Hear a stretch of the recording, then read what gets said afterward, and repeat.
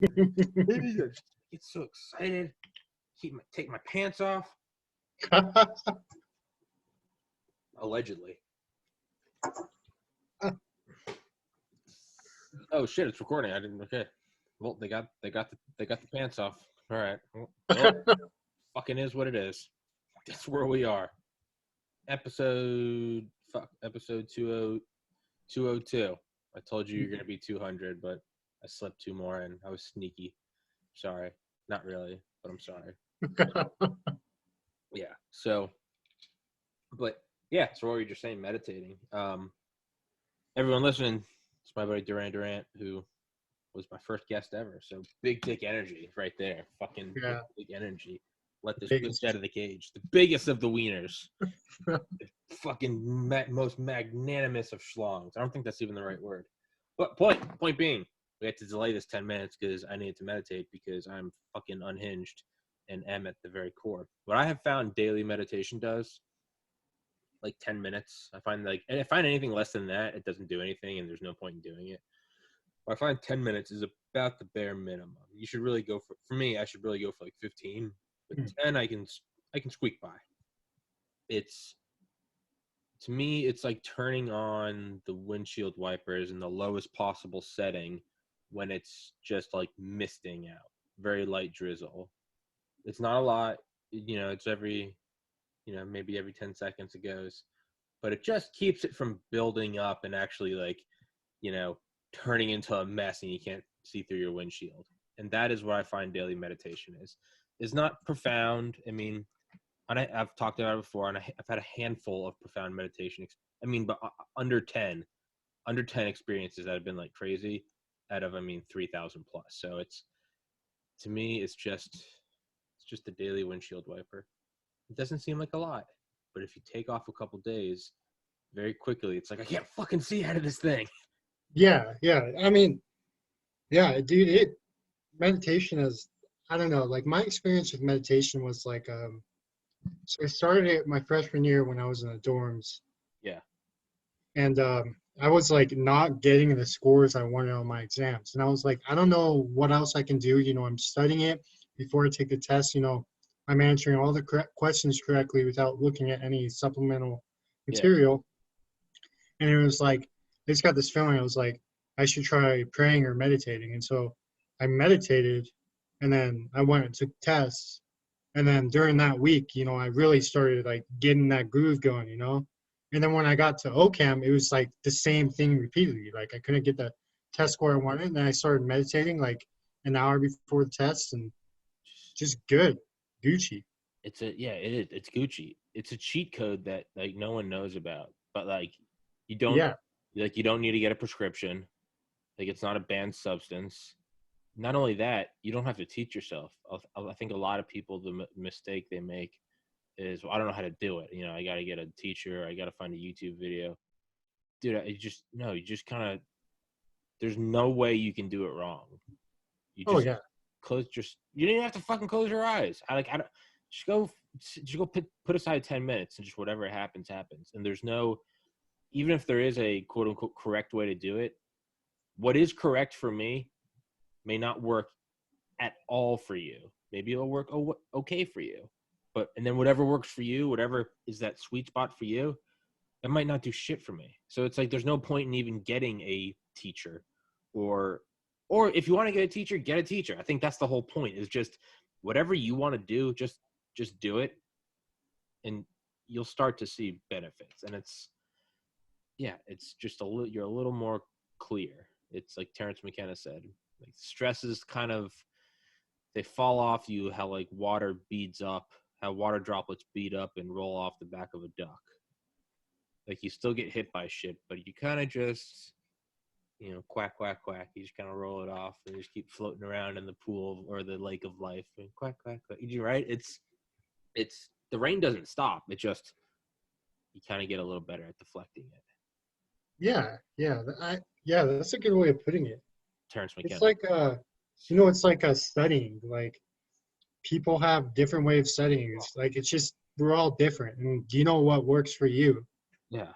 And I think it's like one of those things that you kind of got to test and then try it. Yeah. Like you got to figure out what works for you. Yeah. And then once you figure that out, like it's really helpful. Yeah. Because I used to study the only thing I would do this way, not anything else, but like organic chemistry when I was doing practice problems. Like once I learned the chapter, I would just play like the most like upbeat, intense, like EDM music, like blasted on Ritalin and caffeine, and would just tear. And that's probably the highest grade I got in college was OChem 1 and 2. That's like I'm an anomaly. That's the highest grade I got in college. But what works for me might not work for you at all, right? It's like people that study in the library, like we're all gonna go study. I'm like, how the fuck do you do that? I can't be within like 100 feet of a noise making entity. Like earplugs in, white noise fan going, like I can't even see shit in my periphery. Other people I will say that I get distracted whenever I go to the library because it's just like somebody wants to talk to me or I want to talk to somebody. That's just how that goes. Yeah. But I mean, fuck it. Yeah, whatever works for them, I guess. But yeah, I found daily meditation. I did it from like August 2010. I kind of like taught myself not even knowing what I was doing or not even trying to teach myself. It just kind of started happening like late 2008, early 2009, my senior year of high school. I remember I had this futon in my room, and I would just sit on it with like the window open and just kind of like look at the stars and then just like really try to like meditate on the fact that those aren't a two-dimensional image, that is I'm looking at a three-dimensional place out in space, right? If you look at a pool table with pool balls scattered on it, you look at it, you know that you're not looking at a flat image. You're like, I know this ball's closer and that ball's farther away and that, but the stars, well, at least for me, you never grow up thinking of that. You just, there's the night sky, right? There are the stars. Yeah, there it is. It's what I would do is I would just try to stare at it long enough and almost like an optical illusion. I would almost try to trick my brain into seeing like that it's three-dimensional. And then once I would do that, I would realize like, and I'm in it. I'm not looking at it. Like I'm in it. And that was the first sort of like, whoa, fuck, I really am just an evolved monkey. But I didn't know what that was. And I wouldn't do it every day. I just kind of did it every once in a while. I think to me, it was like, oh, this feels like weed. And I don't have weed right now. So this is weed. And it wasn't until August 2010, I started doing it when I moved into the frat house. Because I was like, I want to be a doctor. And I was just so stressed out because I was like, I've like never got a good grade in my life. That's what I would do is I remember I would just sit there and like, I don't even remember how I did it the first time. But I remember I like sat like Indian legged or Indian style, that's politically incorrect now, I guess. But fuck it, I sat Indian style on my bed and just closed my eyes for like 20 minutes. I just kind of came out of it like my internal monologue just was slowed down. The thoughts weren't just I gotta do this and I gotta do that and I was like, that was really helpful. I'm gonna do that again. And I just did that all throughout college, and I got better and better and better at it. And I truly believe that's like the only way I got into med school. And then I stopped right around the time my brother died, so April 2014. And that is, I don't think it's a coincidence that that's when I went off the rails. Granted, it was also because of that, my brother. It was also because I decided not to go to med school. I didn't have structure in my life. A big part of it was I stopped meditating. And I really didn't start up again until December 2019, which is when I started the podcast.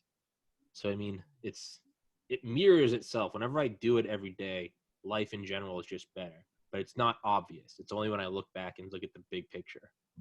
Oh yeah, like you said, water off duck's back. Yeah. You perfectly described it there, I think.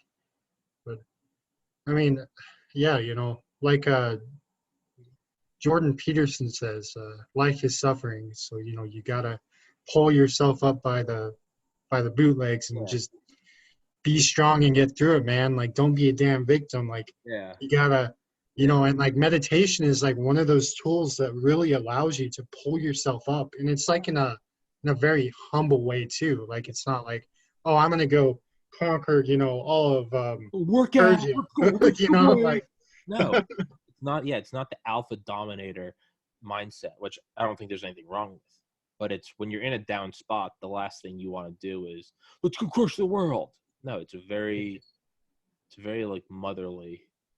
Yeah. That's perfect. Like that's how I Very loving, a little more feminine, a little more beta. It's like, yeah, it's very therapeutic, right? It's the priest that yells fire and brimstone versus the priest that's just like, what's going on, man? Just a cool dude who happens to be a priest, right? You're just like, what's up, man, right? Yeah. That's what it is, yeah. And it's, for me, it's not even like it's like it's like it's like an Adderall and you're like amped up and ready to go. It doesn't do anything to you. What it simply shows you is that, for me at least, you can only do what is in today. You're never going to have more than one day at a time. You just can't.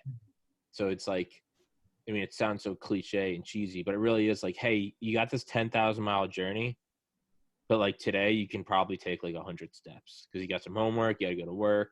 But on the side, like, you can probably do like 100 steps today. And I know that you think it's nothing and why even do it. Just do 100 today. If you can do 100 today, do 100 tomorrow. And just don't do any more than that. Just until you feel like it. And but before you meditate, you're not looking at the 100 steps. You're like, I got to fucking walk from here to Cairo. Like, how do I do that? Meditation is like, yeah. Just walk 100 steps, man. Yeah. You put a podcast on, you won't even get through 5 minutes. Just do 100 steps. Right? Yeah. And it's, for me at least, it's always like, keep it small. Keep it as small as something you can do, you can and will do every single day, right? Yeah. I shave once a day. Yeah, it has to be challenging too, though. Like little challenges, challenging, but not impossible. For me, what I find is I try to incorporate things into my daily ritual, like long-term goals. I'll only do right now for the last year, it's wake up. First thing I do when I get out of bed is I make my bed, and then I put on my workout clothes, which I have already set aside, and then I pick out new workout clothes and I immediately put them at like the foot of my bed for tomorrow. It's the first thing I do. Get up, shit, then I drink some water, and right now with COVID, so right now I just walk a mile every day. Come back, I shower, shave, meditate, clean clothes, meditate. Even if I'm not going to work today, I still put on a shirt because, like, I just feel better when it's clean clothes. And, like, that's it. If I want to add something new in, what I do is sort of like podcasts. Like, okay, I'm going to do a podcast every day. I wait until the end of the day when I'm really tired, and then I decide, what new thing do you want to add in? Because if you wake up, right when your morning coffee's hitting you and the sun's shining, you don't have to deal with the bullshit of the world yet. You're like, fuck it, let's start running 10 miles a day. I'm going to run 10 miles a day. No, you're not. You're going to do that today, maybe, and then you're never going to do it again. But if at the end of the day, when I'm most tired and I'm cranky, I just want to go to bed, right? I got a fucking UFO documentary I'm going to fall asleep to because I want to believe it. When I'm there, I'm like, what is something that I would do right now? Would I run 50 miles? No. What if my new thing is I want you to do one cold call email a day to an author, fucking military, or whatever, right? Someone for the podcast. At the end of the day, when I'm tired, I'm burnt out, I've already done schoolwork, I've already gone to work, I've already done a podcast, I've already everything, and I'm just tired. Whatever I find I can do in that one thing, I'm like, can you email one person? So let's just whatever book I'm listening to, just choose a book. It's Bob Smith. Bob Smith, contact information. Fuck, you can't find it. Fuck, I can't find it. There's his email. All right, he works for a company. None of them are his emails, but there's a contact info, a press inquiry info, and a sales info. I'm just going to copy and paste a message. Hey, I'm Tommy Kerrigan. This is my blah, blah, blah, blah, blah. Copy, paste, 3. Send it to each one of them. I don't know if he'll get back to me. Sent. That took 4 minutes. I could do that. I can do that tomorrow. But if I think about it first thing in the morning, I'm like, I'm going to start sending out 100 emails a day, and I might do it for like a week. And then I just burn the fuck out. But no. Yeah. Yeah, that's really smart, man. Because then at the end of the day, then you know what you're capable of, and you're not. But at the end of the day, overlooking your ritual the next day. Yeah. So like what's really possible for you because you're thinking about your day. You got to plan. And Yeah, God, I think I'm gonna copy you on that. That's a really good idea. But that is like a thing now that I incorporate, and it's now part of my daily ritual. My daily ritual is the first thing I do in the morning. So I know if I can do it at my absolute most dog tired, then I know I will always do it with this, right? Like every day I write down the number of subscribers. I have an Excel sheet I think I've showed to you, the number of subscribers, total views, a couple other parameters just to track the podcast. That takes like 30 seconds. And because of that, I've done it every single day since December 12th, not missing a day. Because it only takes 30 fucking seconds. So even on the worst days, even when I didn't sleep well, even when I'm depressed, or even when I had a bad day at work, or I'm sad thinking about I'm fucking alone, right? These are the things I've carved out that are so simple that even on those days, and honestly, it helps me on those days, because on those days, I'm like, you know what? I'm just going to do my thing. I got like 4 minutes of shit I got to do. And then I'm like, you're free to be lazy for the rest of the day. You did the thing. But that's how you get this long term. You blink your eyes and now it's episode 202. I mean, just like that, it was me sitting down with you going, what's up, man? It's episode 1. But if you try to plan it out, I'm going to do 200 episodes in a month, like you might, but God damn it, you're going to burn out. So it's choose it when you're at your most tired. And then you put it into the part of your day you do when you're in the morning, you jacked up and life hasn't shit on your face yet. So that's what it is. It's choose something you know you can do on even your worst, most depressed, tired, hungover day. And then that's how you do it. So you're right, challenging. That's what I mean by challenging, is I make it it's challenging on my worst day. But aside from that, you just turn it into a thing. It's like depositing a penny in a jar every day. You don't think about it anymore. But the next thing you know, it's been 10 years, and you're like, whatever, I got like what? I can't do math. I can't, right? It's like $30, $36, right? Cool. But whatever it is, it's just, and so bring that back around to meditation. What is the point of meditation? The point of meditation is it keeps me from getting flustered and looking at the big picture. Fuck, I'm only sending out 1 email a day. What am I doing? I'm still doing a podcast above my parents' garage. I'm 30 fucking years old. I work at a liquor store. I'm doing this podcast. It's got, as of right now, 672 subscribers. What the fuck am I doing with my... And then I meditate and I'm like, hey, there's only so much you can do today. Go walk, go shower, send out an email, do a podcast. Maybe it's a big one. Maybe it's a Delta Force guy. Maybe it's Mike Duran. Maybe I'm going to talk about UFOs and dick jokes with Duran. Get a podcast app. Just get it out. You got one out. You put out the content. Finish the day. If you got through the day, okay, cool. Turn on an audiobook, play some video games, run around a Grand Theft Auto, fly a helicopter into a school bus, whatever, right? Go to bed. Do it again the next day. And next thing you know, you look back and you're like, how the fuck am I at 200 episodes of at least an hour apiece? It doesn't feel like it. It's just because I've just and I saw a great quote, and it's a mountain. If a mountain was smooth, you couldn't climb it. Right? So that's how you do these sort of big long-term goals. It's just a little bit at a time. Do a little bit, have my daily mental breakdown where I'm like, fuck, I'm worthless. I hate existence. Go to bed, wake up the next day. I'm like, all right, that wasn't me last night. I'm like, fresh self. Let's do it again.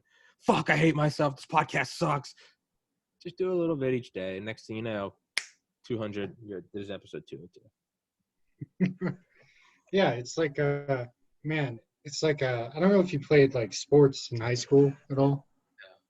No. So I played football, and it was like the biggest thing, you learn about football is like our coaches were trying to teach us about, quote unquote life. And, it was like the inches that mattered. You don't get a touchdown in one big play. Yeah. You get a touchdown by marching it down the field, and it's inch by inch by inch by inch by inch. Yeah. And so like, that's just life. Like you got yourself a long-term goal. Maybe you got to dig through this mountain, and it's like, it's a shovel a day. Yeah. And I think that, some people, they forget that, because they want like instant gratification, they want to just feel good about themselves and where they are. And, and then they forget, how much further they have to go, And I see, I think that's like one of the more frequent ways that students get burned out. Yeah. But yeah, it's life's a journey. And I was watching this video, and I think it was Jordan Peterson. He was saying that happiness doesn't come from absolving your goals or finishing your goals. It comes from the journey. And then he talks about the science behind that. It's really interesting. Yeah. It's really, really interesting. Yeah. I found that entirely. It's, yeah. I mean, achieving the goal is like, it's cool, but goddamn, no, it's about the hunt. Yeah. Yeah, exactly. It's about the hunt, you going and getting that mammoth. But I found the way to go is because, once you achieve it, you kind of don't know what to do and you feel a little empty. And then, and sometimes, I know for me, I'm like hesitant to start the next goal because I'm like, that's so far away. But I found the best way to go is just sort of stagger goals. So like maybe every month, every couple months, you're getting that awesome, like I did the thing, I killed the mammoth. But instead of having to go, now let's start a new goal. Instead, while you were 90% of the way through of tracking and hunting the mammoth, you also saw a mountain way off in the distance, and there's mammoths, or there's jaguars, and you're like, let's also start moving towards there. So now you kill the mammoth and you feel great and you get that satisfaction, but now you're also 20% of your way into hunting the jaguar, and then you get to 50 or 70% of the way to the jaguar, and you go, yo, there's some fucking like whatever, there's some grizzly bears on that mountain, and you kind of just, so you get that gratification of I got the goal, but then you always get to be, but we're in the so you know where you're going. That's really good, man. Like I started that with this podcast, is I aim at, like, right now I have Rob Manning coming on October 8th. He's the chief engineer of the Mars Curiosity rover. I know, right? And how the fuck did that happen, right? I don't know shit about rocket science, so I'm listening to his book every day. I'm like, I don't know what I'm doing. I'm gonna fuck this up, but I'm still listening to it every day. Now I'm on my third way through, and I actually have some like okay questions. But I had on Norman Ohler, the guy that wrote Blitzed about all the Nazis on meth. When I had him on like a week ago or 2 weeks ago, but I had like reached out to him and we scheduled that a month out. And so I like listened to his book. I'm not kidding you, like 6 times in a row. And I just like, I couldn't even put my finger on it. But in hindsight, I realized I was like, oh, I'd love to just like, I was doing like guests. I was having Delta guys on. I was having my buddies, dick jokes, whatever, UFOs, a lot of UFOs, never enough UFOs, more UFOs. But doing that, and all the while, at the end of the day, I'd make sure I listened to the book for like an hour and a half while playing video games. And I was like, I'm going to fucking get this guest and it's going to be awesome. And it was great. But immediately after that, I was like, I remember I started listening to that book again. And I was like, no, you got to get a new goal. And I was like, I don't want a new goal. And I was like, you got to get a new goal. And so I emailed a bunch of people whose book I had. Rob Manning responded. And so that was like 2 or 3 weeks ago.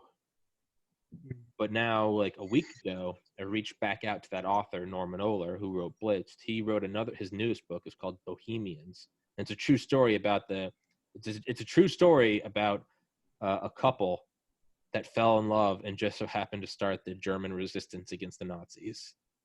Oh. Point being is I was like, okay, because now on my third listen through of the Mars rover, now I'm like balls deep in this. As soon as it ends, I'm going to be like, what do I do? I'm going to lose my time, right? Oh, man. You know who you should look up? Austria de Souza Mendes. So he was this Portuguese diplomat, right? And so he was in charge of giving text me that because I'm not going to remember. Keep going, but text me that because I'm not going to remember. Okay, yeah, I'll do that. And anyway, so he was in charge of like giving visas out.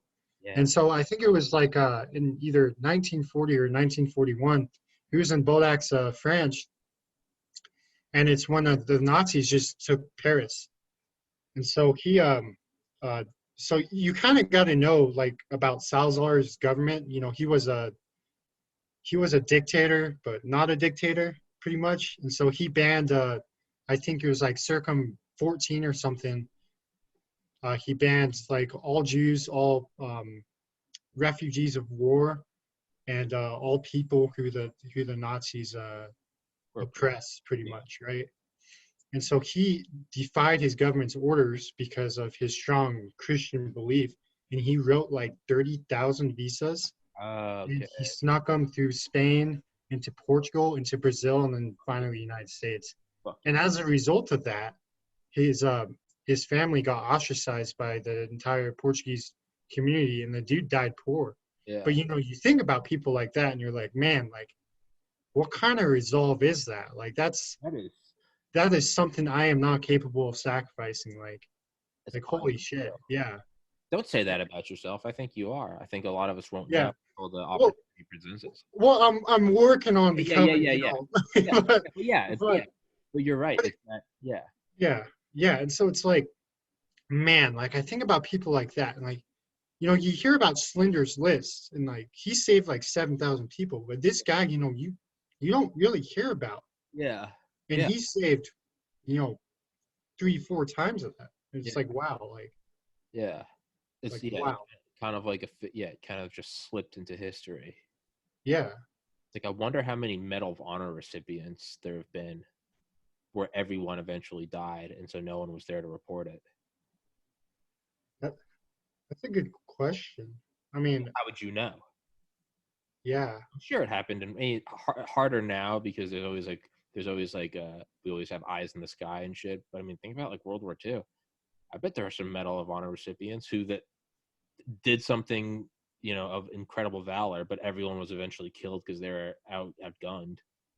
Yeah, I mean, that's something that I've been just reading about for my own curiosity as of late, is like looking at heroes in the past, like World War II especially. There's so many stories of like these people who have shown incredible valor that I have never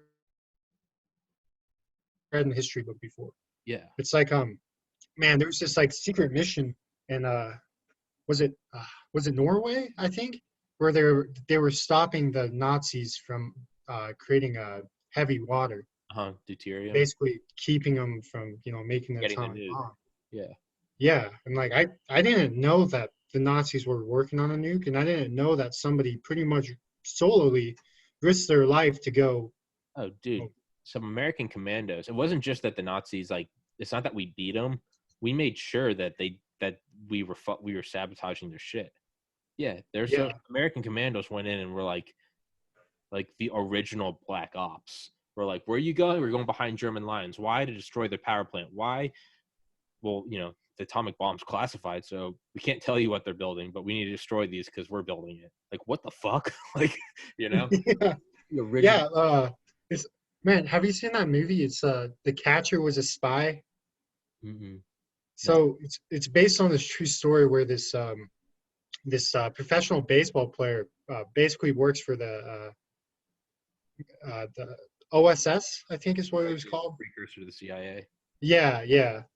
And so he basically goes to go interview what was the name of that famous scientist from Germany that discovered fission? Einstein? No. I don't remember, but Leo Szilard? No. Oh man. Teller was from the Soviet Union. I mean, there was Fermi. There was Fermi, Oppenheimer, Einstein, Teller, Leo Szilard. Because they discovered fission in Germany. Yeah, I know what you're talking about, but I can't put my finger on who it was either. Yeah, so it was like his job was to go spy on him pretty much and figure out if they're close to an atomic bomb, and if they are, like, assassinate him pretty much. Yeah. And the dude found out that the dude was holding back basically from creating a fission bomb. Oh yeah. He wasn't like metaphorically, but possibly literally finishing the equation. Yeah. It was almost like no one was smart enough except him to know how to build it, so no one was smart enough to know whether or not he knew how to build it, right? Because if they would build it. So he was like, I just don't fucking know how to finish it, right? Yeah, pretty much, yeah. He like very slyly told the spy that, like, I'm not going to finish it for these guys. What an animal. what a Chad of a man. Yeah, like Scratching you have head, to. like, I'm sorry, Fuhrer, I just can't fucking give me another year and I got it. What an animal. Yeah. What an absolute animal. Otto Hahn. Yeah, the big balls. The big balls of that man. Fucking uranium nuts on that guy. Yeah. Yeah, All man. so dense when they bang together, they create little fission bombs. That's what happens when he nuts. All respect to Otto Hahn. What a fucking champ. What an alpha. What a total man. what a total bro. Yeah. Good looking, Otto. Appreciate it. 2020. Appreciate you. Hey man. But that's the thing is like you could take those actions today. Who's to say that in 2160 someone's not like, yo, big dick energy, Duran, appreciate you. Why not, man? Why not? Yeah. But you can. It just choose a goal and go to, and I completely got sidetracked. Choose multiple goals. So like Rob Manning's coming on next Thursday, right? A week from today. Yeah. Fuck yeah, it's a week away. Whew. But I already scheduled a podcast with Norman Ohler again for his new book Bohemians on I think October 29th or something. So now as soon as I finish this one, I'm gonna finish the podcast and it's gonna be boom right to the next book. And I'm gonna be working on that all the while, taking online graphic design courses, doing work, podcasts, doing my all my other podcasts. And in that time I'm always like, I'm kind of gunning at like medium tier guests. Like there's like my friends and there's people who've come on. Then there's like kind of big time, like Norman Ohler is a New York Times bestseller. He's an international bestseller. But in between, I'll try to find another more, maybe on like Reddit or something. I see like a comment on Instagram. Like I saw a guy comment today on a Black Rifle Coffee. They like the Instagram post. They post something about like Black Hawk Down today, right? Because it's the I believe 27th anniversary. Okay. And I saw someone comment that like because some of the footage in Black Hawk Down is actual footage from the operation, from a P-3 Orion, basically eye in the sky, filming it. And some guy was talking about how when he was in the Army, one of his buddies, or was in the Air Force, one of his buddies was actually like the pilot for that plane. So I messaged him on Instagram and I sent him like the Mike Durant episode. And I was like, I've actually interviewed the actual guy. Would your friend come on my podcast? Now I have no idea if this guy's even going to respond to me, but that's like a little. Those are like my side missions, right? So the big mission is like Rob Manning a week from today, and then Norman Ohler at the end of the month. I have a bunch of little ones in between. It's all my friends. It's repeat guests. Little is not a derogatory way. It's just like I don't have to establish that again, right? Got the numbers. We've already done an episode. We've already done the first date, so now we can just get back to fucking, right? And I try to get like little guests in between, little like mid tier. That guy, or I see someone on Reddit that's like, oh yeah, whatever, I just make something up. Yeah, I used to help build like dams or something. I'm like, that's cool. Like, so shoot them a message where it's not a specific individual like an author or a general, but it's still not someone I've had on before, and it's not somebody now. They're like mid tier. All the while, and as I get closer to Norman Ohler, the second interview, so probably like 2 weeks from now, I will try to start scheduling an interview for 2 weeks after Norman Ohler. So as I get closer to Norman Ohler and I'm banging it out and I got his book down and I got it and boom, it's done. Now I have the next one already set up. So I'm trying to, excuse me, I'm having a stroke. I'm finding that it's just like, it is kind of like climbing a mountain. It's just like, fucking keep throwing the rope up, right? And it hooks onto something and says, let's climb a little more. Let's just climb a little more. Yeah. You go from mammoths to jaguars. Just fucking always. Next thing you know, always hunting. Oh yeah, and that's the thing. Is like, and when I first kind of started doing that tactic, which is very new actually.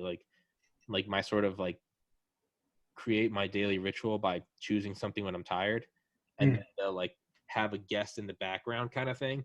That's in like the last 2 weeks. Like I'm like, this is very fairly new, but it's working. I still used to think that like, why am I doing this? Well, I'm just going to keep hunting. And then what? Well, eventually I'm going to get to the promised land, right? But I'm realizing as you and I are talking right now, I'm like, well, that defeats the whole purpose. What's the point of getting to the promised land? You're just going to stop hunting? And it's like, no, even if you get to the promised land, like you got to keep hunting, right? That's the whole purpose. So it's like, even if you get to Joe Rogan tier, you don't just sell out and become a shitty podcast. Oh yeah. Yeah. 100%. What you do is you start gunning for even bigger. I'm going to get fucking Putin on, right? I'm going to get, right? I'm going to get alien contact on. You just keep going. If you can't tell, I'm very upset. I think Joe Rogan sold the fuck out. He was a huge influence on me. And I kind of feel like he sold out. Okay.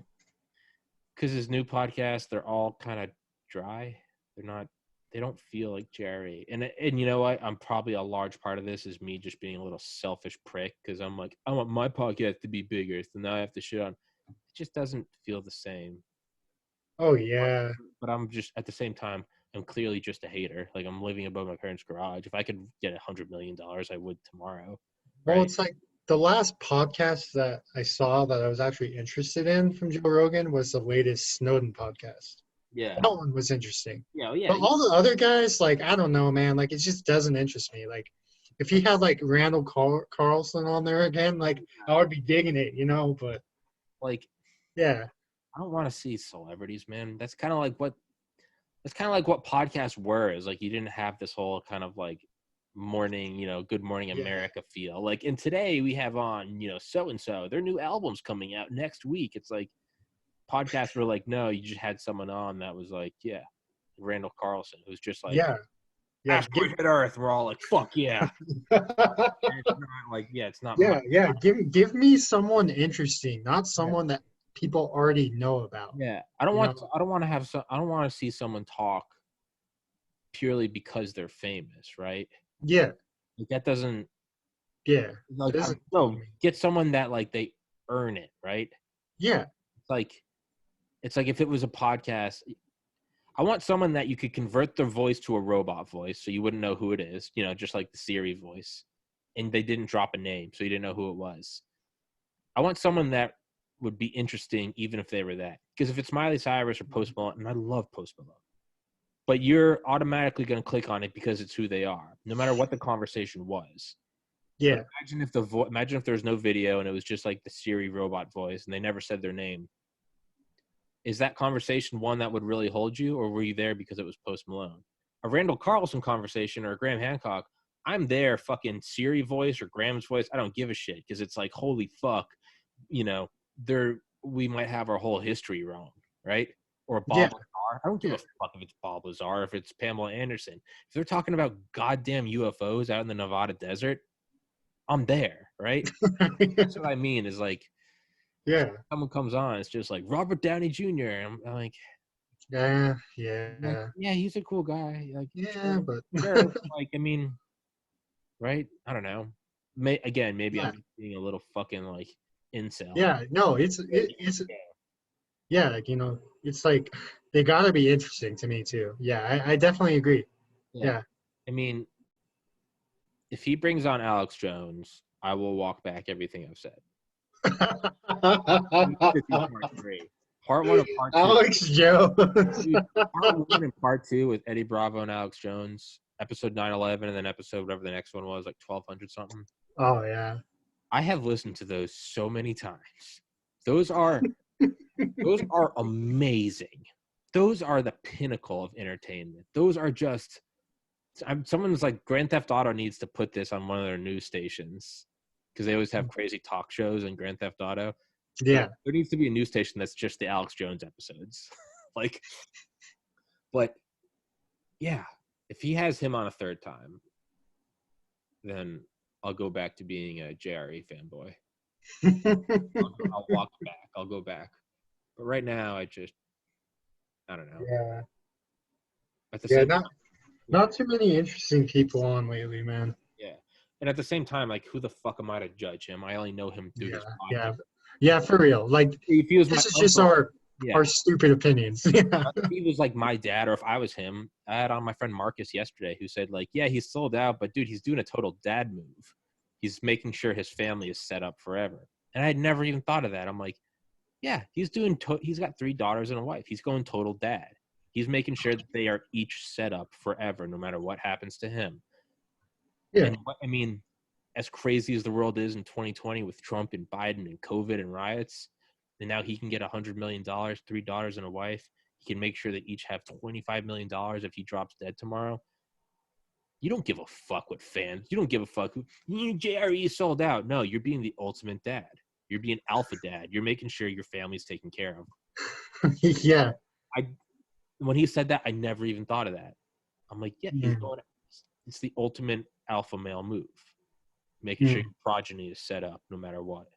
Yeah, I mean I think that's like the ultimate goal there is you want to Yeah. make sure you and your family set up. Yeah. Like, yeah, you can't blame him. You No. you honestly can't blame him for that. No. Yeah, and most importantly, if someone came to me with $100 million check and said, "We're gonna start choosing your guests, and we're gonna censor some of them," I'd be like, "Fucking, where do I sign?" Right? You want to be like. I want to be like, "Fuck you." The reality, they came. You'd see the podcast tomorrow. I'll be like, "Man, I don't know about you guys, but I love that new Dodge Durango." Like, I'd be wearing a Nike shirt with like with Crest toothpaste. Oh, don't mind my new Oral-B toothbrush, guys. With my new iPhone and my new case by Otterbot, like I'd have on label, brand name sunglasses. I'd have on I'd be the biggest sellout in the fucking world. Dude, did you see that the debate? Or it really wasn't a debate, but did you see it? That was I took a shower after it. I never, unless I work, I don't take a shower in the evening. I always shower in the morning. I showered after that, and I didn't even realize why I'd gotten in the shower at like 11 p.m. And I realized while I was in there, I started laughing. I was like, I'm like showering off the debate. like, without missing a beat, I started like, good night to my parents, and I went upstairs. And I never do this unless I like had work that day, which I didn't. But for some reason, I like without missing a beat, went in the like bathroom, like took my clothes off, turned the felt the water, got in, and I was kind of like, and I was thinking like, I went to shave, and I realized it was like smooth, and I was like, I already showered this, and I was like, what am I doing? I didn't even realize what I was doing, and I was like, I feel like I'm getting the debate off of me. I was like, I'm getting that. It made you feel that dirty, huh? Yeah, I was like, I'm getting that shit show off of me. I feel like a dirty whore. I'm like, I feel like a fucking prostitute. I'm like, yeah. I don't know why, but I just felt like Trump was debating both the moderator and Joe Biden. I think all three of them were debating each of the other two. I think Biden was debating Trump and the moderator. I think the moderator was fighting them both. I think the whole thing was just, you know what? It's Joker. We get what we fucking deserve, man. God damn it! We are sleeping in our bed because we made it. This is on us. Oh man! No one did this to us but us, right?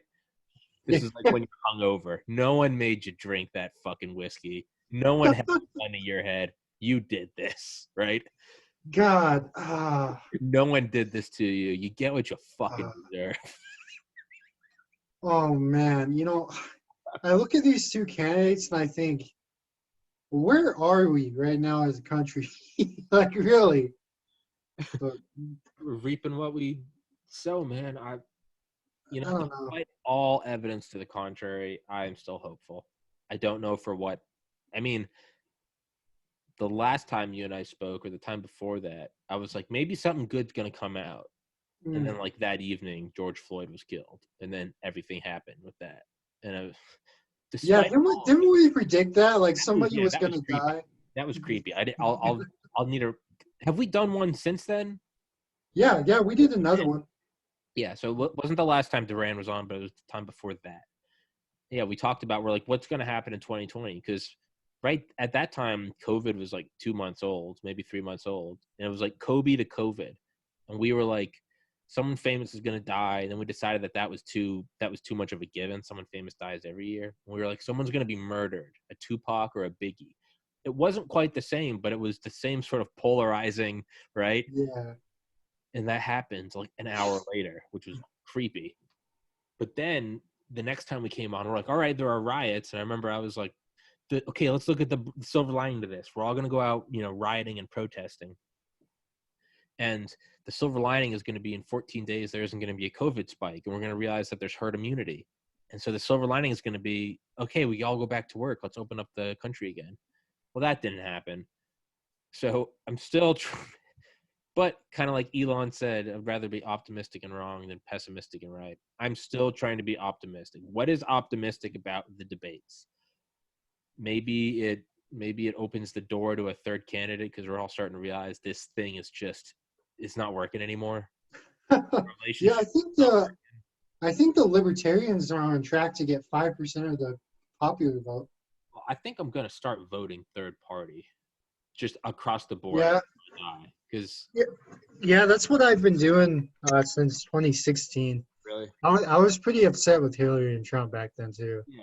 Well, because the argument you always hear against it is you're just throwing away your vote. It's never going to get enough to be done. Nah, that's not true, man. That's just to keep, because it does hurt their vote. It is true in the minutia. Like right now, sure, you're just throwing away your vote for this election. But I've been hearing that the first election I remember was 2000, Gore and Bush, and I vaguely remember hearing like an uncle or like a cousin or a neighbor. I was 10 at the time. I remember someone saying like, "What about third party?" And I remember someone else saying, "You're just throwing it away because no one else does that." Well, that was the 2000 election. What if that person did it during the 2000, 04, 08, 12, 16?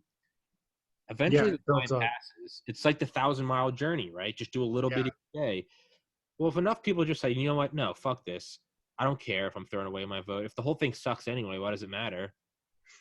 It could be, we're going to blink our eyes and it's going to be 2040. Who knows? Maybe you get a third-party candidate. I think that's the only real change that's going to happen. Yeah, I hope so, man. Like, man, so I've been voting Libertarian since 2016, I think. Yeah. And the real reason I've done that is because, back then I kind of realized that there really isn't that big of a difference between the two parties other than aesthetics. Yeah, there's nothing. Yeah, I mean, they both, pander to corporate lobbying. I mean, it's just one of the same, but it's sort of like an edgy, like I'm 14 and this is deep meme, but it's like the left wing and the right wing are the same wing of this, are both wings of the same animal. Yeah. That's a good way. What better animal than the eagle, right? Yeah. If you were going to be voting third party, who do you think you'd vote for? Well, I'm just gonna go for whoever the fuck is running third independent. So right now, who is it? Is it Joe? Joe sounds like Joe Jorgensen for Libertarian, and then sounds like a Norwegian, like Jordan Jorgensen. Slaven, Jordan Jorgensen. But and then you have, I think, the Green Party. Oh, so there's more than there's more. Yeah. Yeah, so I think right now the two big third parties are the Libertarian, which I think they'll get like 5%, and then the Green Party will probably get 2 to 3%. I don't think it matters. I'll choose one, but I don't think it matters. It's just the point of it. The point is, it's not even necessarily voting for a third party so much as it's just move away from the dichotomy. Oh yeah. So whoever you want. So that's not to say you have to blanket support libertarians, because now we're back at square one, arguing for one. So don't look at the idea of a third of the who is the third party, libertarian, green, whatever. It's the third slot. It's adding another variable. I mean, I think both independents are on all 50 ballots. Okay, good. Yeah. Grant, fill the space. I gotta go pee. All right. I gotta go pee. I gotta go. My bladder is full. Oh God, I've been staying hydrated because of the Rona and the riots. No, Jo Jorgensen, she's cool. Like, she's been traveling around the country. I think she's in the Midwest right now, but she was just on the West Coast. She went to Cali, I think. She was up in Idaho because I'm from there, and so I got a text saying, "Hey, come visit." But I didn't. But I think a lot of her values make sense to me. And then you have the Green Party, which is more like, I think their party's more focused on bringing about equity and taking care of our environment. And I think taking care of our environment is hella important because climate change is going to keep seeing crazier and crazier climates, which is something that I don't want my future kids to really worry about. So I think that the problem with the two-party system is that they're so polarized and they're so easily bought that it just doesn't serve the American people or the American, middle class, And I think I could make an argument that the reason Trump won in 2016 is because he hammered on that middle class that kind of got left out from the globalization. Forgotten, man. Yeah, I mean, you can sit there and spin that Russian collusion shit, but yeah, the documents have come out that that's just not true. Or I think they released a document this week where they're accusing the Hillary campaign of helping spin that to cover up her email scandal. I'm sure they did, and nothing's going to come of that. It's everyone that's like Trump's second term is going to be behind bars. Listen, Clinton's not going to jail for her emails, and Trump's not going to jail for a non-existent Russian collusion. He's just not. And guess what? Obama's not going to jail for gun running, Fast and Furious, or bombing a doctor's at Boris Hospital. He's also not going to jail for Crossfire Hurricane. Bush isn't going to jail for Iraq. None of them are going to jail. So just let's get that fan fiction porn out.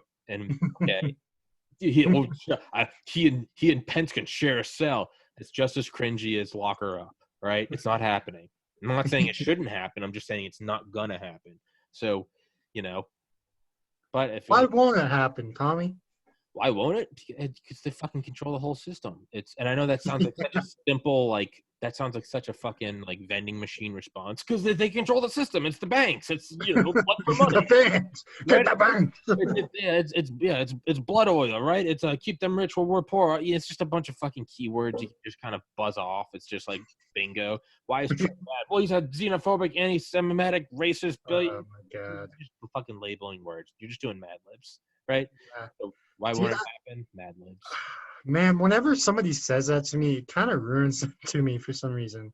It's because I think the whole Trump is the devil thing is just way out of proportion. And I'm not even a Trump fanboy. I just think it's fucking annoying. I don't think he's any better or worse than the last three presidents. Oh, yeah, for sure. He's very comparable to Obama. In fact, I think Trump's more liberal than Obama was. But the thing is I just don't. I think it's okay to not like who's in office, but the idea, to me, it's just as stupid as Obama's going to put us all in FEMA camps. Oh yeah, it's I thought that was retarded then. The idea that Trump is going to do martial law in a third term, the idea that Trump is a Nazi, the idea that Obama's going to take our guns and put us in FEMA camps, those are equally retarded. It's just they're each side's fan fiction, right? We're going to rise up against Obama. We're racist. We are the people. Yeah, no one's fighting Obama. The man. Yeah, no fat chick with purple hair is going to fight Trump. Neither of you. What? Kids have been in cages at the border since the fucking Bush administration. Get over it. Trump's travel ban. Isn't that the result of human trafficking, though, I thought? Yeah. But the reason they do that is because when they come over the border, they put them in family units. Yeah, and not only that, how's it a concentration camp? What concentration camp in human history can you voluntarily go to where all you have to do to not go there is just not come over the border, right? How many Jews were, we snuck in at Germany. They got us. Shit, we ended up in Auschwitz. No, they came to your fucking house and put you on trains and then stenciled numbers into your arm, right? Yeah. So, yeah. Trump's not going to jail. Trump's Muslim travel ban, that one that everyone freaked out, that exact list was from the Obama State Department. Obama bombed seven nations. That was a direct continuation of the drone program and the CIA extraordinary rendition program from the Bush administration. They all bleed into each other. You're not getting one for the other, all right? It's just fuck off, suck my dick, shut up. It's just not happening, okay? So that being said, I'm still optimistic despite that rant. I'm still optimistic. I'd like to see. I think we might see, because I know New Mexico went third party in 2016 election. They went libertarian. That's cool. So I think that we might get one or two states. I'm excited for that. Yeah, and that's the thing is I'm not even sitting here pitching libertarian. I'll probably vote for Joe Jorgensen, but I'm not even pitching that. Vote fucking Green Party. I don't give a shit. Yeah. We got to get another fucking group in there. There's got to be Yeah. When you were gone, I was talking about how, the Green Party, they believe that we really got to take care of our environments and that we need more equity. And it was kind of like I wasn't trying to pitch libertarian or whatever. I was just explaining that they both have really good values. Yeah. I guess the main point I'm trying to drive home is like it's just there needs to be a third party. I don't want to endorse with all 600 members in my audience. I don't want to endorse one candidate. It's just the idea of because right now when you have a dichotomy, you can do this whole it's like there's a lot of great shit on the left. It's like, hey, we need affordable health care, right? We need trans rights. We need, legalization of psychedelics. And it's all things that I'm on board on. But then they're like, no borders, a hemispheric open marketplace, right? That's the quote from Hillary. No borders. And you're like, whoa, what? What the fucking fuck? And then on the right, it's like it's strong borders. Let's keep China at bay. And you're like, fuck yeah. And then it's like, no drugs can be legal. We're overturning Roe v. Wade, and you're like, whoa. Yeah. They both know. To me, that just gives more credence to the idea that it is one thing controlling it, because you put some goodies over here and some goodies over there. You put chocolate over here, some candy over here, but they both also have Brussels sprouts. That's how you fist it, no matter what. Do 8 years of this, 8 years of that, but ultimately you keep shoveling the Brussels sprouts down their throat. Well, if you get a third party in, they might just come in and go, yo, we got candy and chocolate. Fuck your Brussels sprouts. Check them at the door. Like, I look at it and I'm like, I don't think I'll ever see it in my lifetime, but I think I can help contribute to it over God willing, I live to 70, 80, 90. If I can do that and explain myself each election while I'm doing it, to me, that's like a society grows great when old men plant trees whose shade they know they won't sit under, right? That's when a society grows great. Who said that? I don't know, but I think it's a Japanese proverb, but it's fucking awesome. When old men plant trees whose shade they know they won't sit under. Yeah. Yeah. I like that. So why wouldn't you vote for a party? Because it's not going to do anything. Even if I do it, we're not going to see it in my lifetime. What do I ultimately think is the most beneficial thing to this country that I clearly love and that I rant about every episode? I mean, I think the most beneficial thing I can do is to try to usher in a third party. I don't know what form it will take, but I just don't see it working with two. And I'm not even saying that the third party comes in and now that's the one you choose.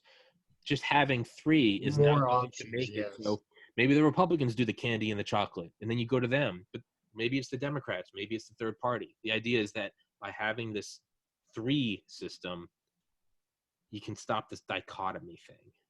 So yeah. Even that, it's like, yeah, I'm not even rooting for the third party. It's just a third variable. I don't give a fuck. Maybe it's the Democrats that offer everything good after that. They're like, oh, fuck, we can't do the charade anymore, so we also have to have strong borders. Or maybe Republicans are like, you know what, strong borders, but you can also have abortion, right? Yeah. Got to be this. So it's not an endorsement for any party. It's just a shift in the system. Yeah. I mean, yeah, I agree with you. It's it's the two-party system is creating, it's like an us versus them mentality. It's like we got to villainize the other side and then victimize ourselves. Yeah. And it's in reality, we should all be teaming up and gangbanging the rest of the world, right? Yeah, we should be gangbanging the Zais in the world. The Chinese and the Russians. We're all reality. It's like, guys, we're on the same team. Let's put our money towards a big military, fuck the rest of the world, and build our own utopia. Like, we're on the same side, right? Like, yeah. Let's just collectively, like, we can be the bad guys. We can be the bad guys together, right? It's terrible, but to me, that's just like that's the most honest thing. Like, it's just, there can only be one superpower. There can only be one like hyperpower. Might as well be us. Yeah. That's how. Yeah, I mean. Yeah, man. It's funny. That's a whole thing from where they're bitching about overturning Roe v. Wade. I don't think they will. I think what will happen, though, is the funding for it will change. I think that's what the discussion's more about. Yeah. But I don't overturn that. That's fucking stupid as shit. That's the most retarded thing I've heard in a while. Yeah. I've often held I do hold the position. It's like a weird kind of dichotomy. I think that abortion is murder. I have a degree in biology. I think that it is life. And in the same breath, I will say, I think it should be legal. I think, because I don't Yeah, have to have, I hate when people tell me how to cut my hair to tuck in my shirt. I can't yeah, imagine exactly. how I would feel if someone told me what I could do with something in my body. So I think it is Yeah, murder, and I think you should be allowed to do it. So it is a life. I don't think it's the yeah, fucking bills. I think it's a life. yeah. My morals won't necessarily be other people's morals, so Yeah, why should I force yeah, that on them? Yeah, yeah. that's a very unselfish way of thinking of Yeah. it, and It's that's it's that's how I am, man. an unpopular way, because Yeah, to be pro life, you can't be for the abortion, but to be for abortion, you can't. You gotta say it's not a life; it's a clump of cells. No, mm, I think it's a life, and I think you should be able to excuse me, extinguish it. If you're not ready for a child and you're just going to be a terrible parent, you can't mm, get a good life. I think you should be able to, and better extinguish it when yeah, it is a clump of cells than yeah. Rather than letting the child live out in yeah. suffering. Or not even that. Have a child live to 2 or 3, and then they find it dead because the mom overdosed and didn't feed it right. So Yeah, it's an unpopular position. I think it is a life, and I think you are killing it, and I think it should be allowed. So it's yeah, yeah. It's like drugs. Like I don't think meth should be legal, but I what am do. I to tell other people? Yeah. I think meth and heroin should be legal. I think you should be free to fucking choose. I can get in Yeah, my car right now and floor it down the neighborhood without a seatbelt on, holding a steak knife. I can do that, and I'm free to crash into that fucking fire hydrant and die. Okay. All right. But I don't. yeah, My brain, I go, I'm free to eat McDonald's every fucking meal of my life. And I did for a little while, and I got really fat. I stopped, not because anyone told me to, it's because I didn't like the result. You yeah. can't. I mean, people should be able to have that free choice. I like the Nordic systems, and also what Portugal did with their war on drugs. They Not at all. yeah, instead of giving funding to police to stop people from doing it or whatever, they basically said, hey, we're going to put a bunch of money into philanthropic work.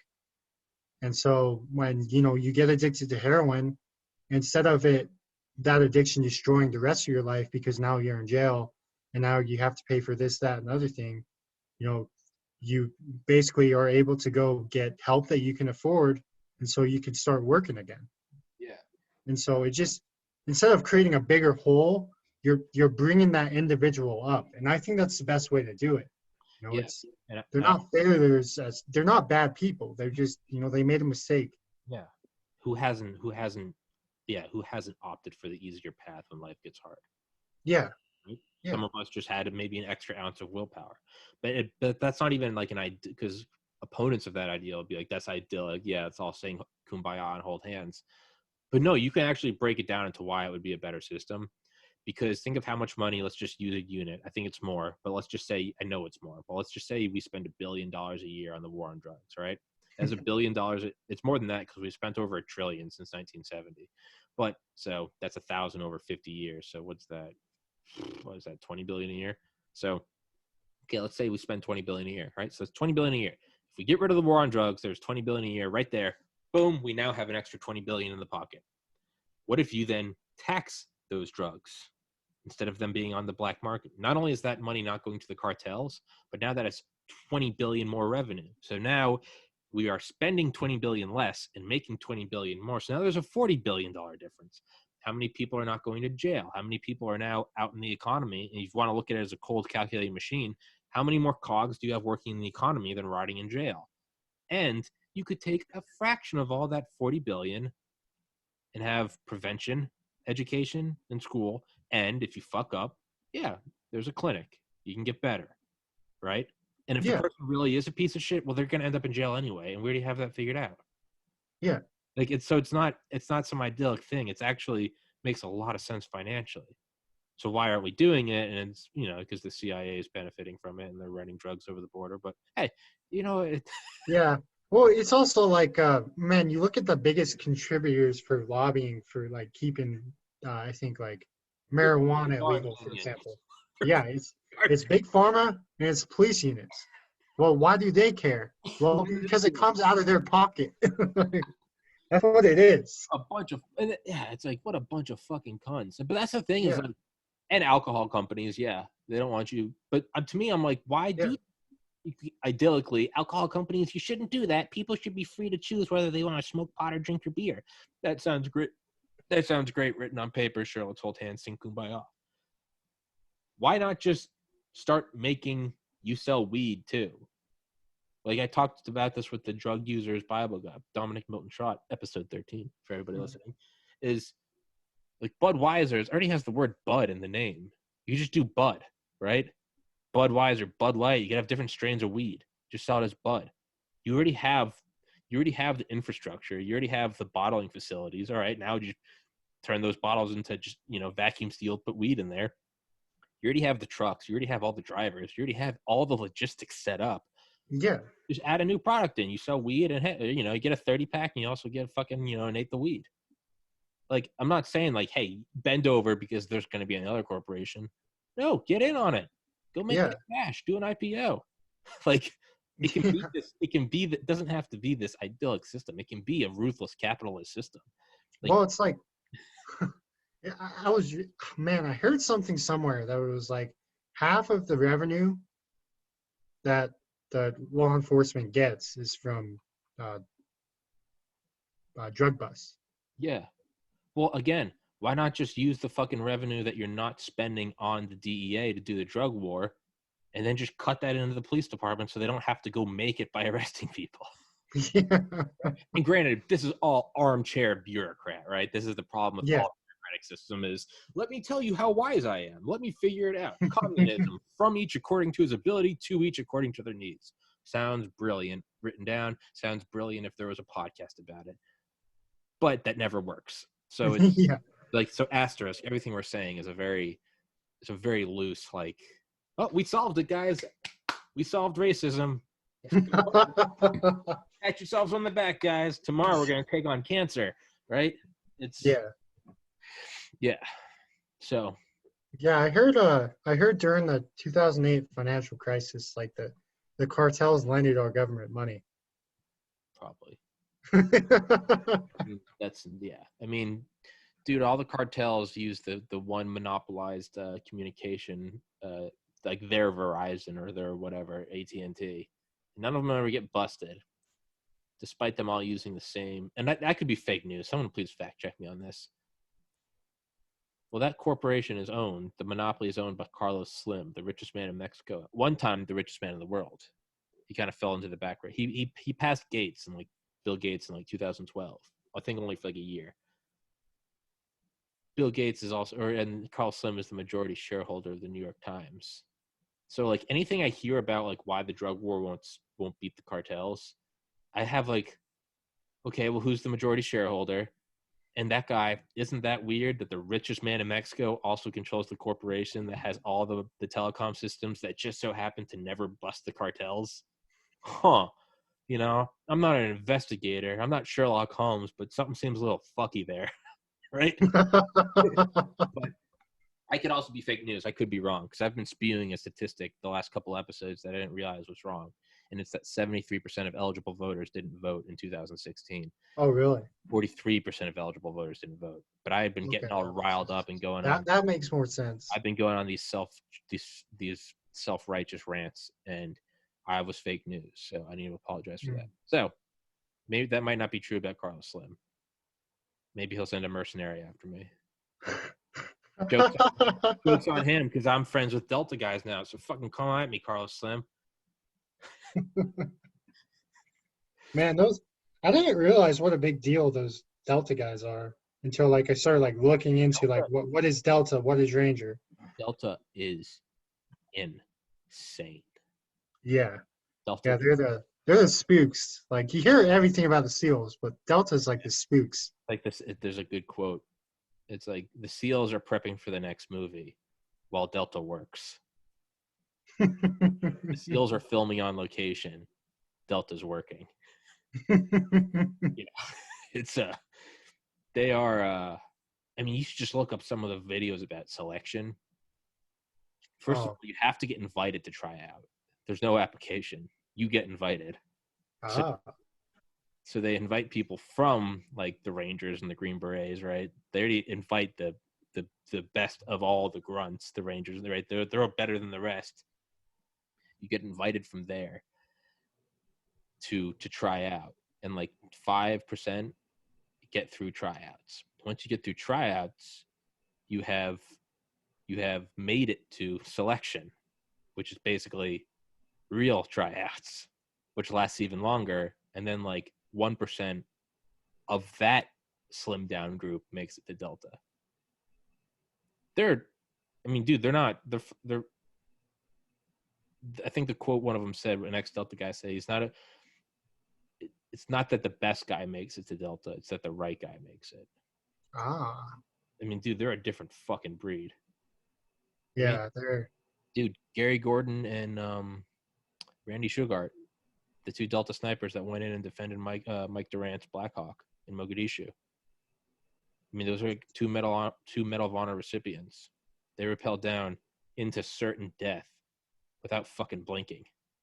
What Mike Durant describes them when they came down, knowing like full well that they were going to die. I think they took down something like 25 or 26 Somalis, just those two, just going. Yeah. But the way Mike Durant describes it in his book, In the Company of Heroes, because Mike Durant was the last person to see them, he goes, they came in, they dropped down. And the way he describes it is the most like alpha thing ever. He goes, he's like, I blinked. He's like, I did like a double take and I saw him. He goes, I saw him just like, one took a knee and the other was looking and they're pointing. They're just scouting out shooting lines. They said as nonchalantly as like a couple in a park on an evening, like looking at where they want to plant their next flower bed. He said that they were just there going, yeah, there's bullets flying everywhere. There's RPGs. There's burning helicopters. He said they just came down like, not even breathing hard. Like, okay, we're looking at there. And then he said they came over to him I think his words were, in no particular hurry, came over and said, hey, man, how you doing? Just like nothing. Like eyes dilated, like, we got to go. So he came up like, how you doing, buddy? Feeling all right? All right, well, hey, we're going to set this thing up. And just ice cold. Just ice in their veins. Just like nothing. Hey, we're going to set up a perimeter and fire. Like, okay, we'll probably last for a while before we're killed. But just nothing. Fucking animals, dude. He said one of them got hit. I think it was Gary Gordon. He said when he was shot in like the chest with an AK, he said he didn't yell out like it hurt or that he was dying. The way Mike Durant describes it, he goes, when he said I'm hit, he was saying it in a way that made it sound like it was just irritating. Like that it was just something that got in his way that was going to make it harder. Like you're carrying the groceries in and you realize the door's locked. Like, fuck. God damn it. How am I going to do this? He goes, fuck, I'm hit. Just kind of like, I got this, it's as if it was a mosquito buzzing around. You're like, fuck, come on, stop it. Right? Fuck, God damn it. I got this fucking thing. Fucking animals, dude. Fucking Spartans. Oh my God. Both Medal of Honor recipients. Weird fun fact is Gary Gordon from, I guess, like wherever the Army base that Delta was stationed at. He was the most recent person to check out a book at the library there of Medal of Honor recipients. He checked it out and read about it, and I think like died the next day getting the Medal of Honor. Little weird fun fact there. That's little destiny, huh? Yeah, that's crazy. Yeah, dude, Delta got. I mean, Dale describes it in his book, American Badass. Dale's coming on again next Wednesday or Thursday. Ooh, cool. I'll tune in on that one. Fucking right, you will. He describes it in his book, American Badass, which is it's a great fucking book. It doesn't matter when you get in. It's kind of like we were talking about, like with the hunt. Yeah. Not that you get in and you're one of the boys now. Say you come in and like the commander comes up to you and goes, you got to give it 110% every day. If one day you don't show up giving it your all, we have no need for you here. You might be there for a week. You might be there for 18 years. If you're just not pulling it anymore, they don't give. There's no like seniority. There's no, well, he's been here forever. They don't give a fuck. They kick you out. You're like an old racehorse. It doesn't matter. Get out of here. They're the tip of the spear. They're fucking animals. That's my pro Delta spiel. Fucking animals. Fucking animals. Am I keeping you, Duran? Nah. My stupid thing just keeps going off. That clarifies nothing, but Oh, I thought you said that because my phone was going off. Like I just kept looking at it. I was like, you said my stupid thing, and I was like, well, that could be anything. By definition, be anything, right? But how do you think this year will end? I was just about to ask you, Duran. I was like, how does 2020 keep going? Which, 2020 has been fantastic for the podcast because whenever the conversation lulls, you just bring up 2020, right? 2020, baby. But I refuse to stop being optimistic. That's good. There's nothing. What do I get out of being pessimistic? Nope, it's fucked. The whole thing's fucked. We're going to civil war. We all die. See, I told you I'm right. We're all dying. What?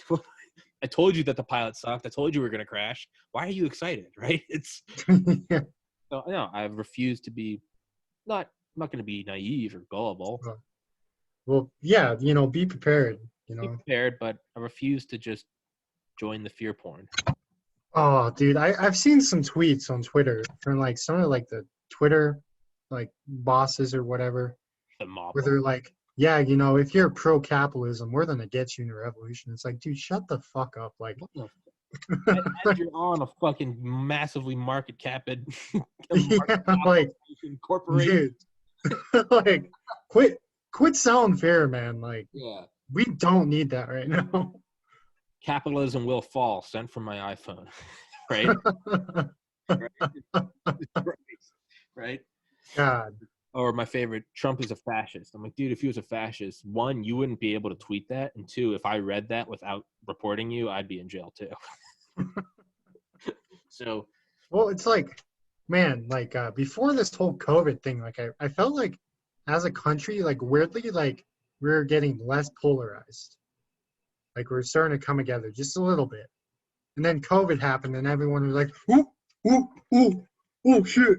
Like our leaders are bad, yeah, just straight monkey shit. Yeah.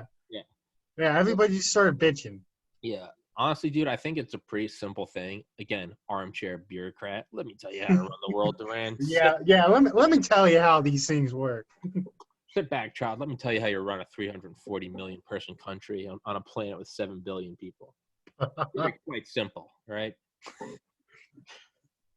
But I think it's just, that being said, I'm going to do it anyway.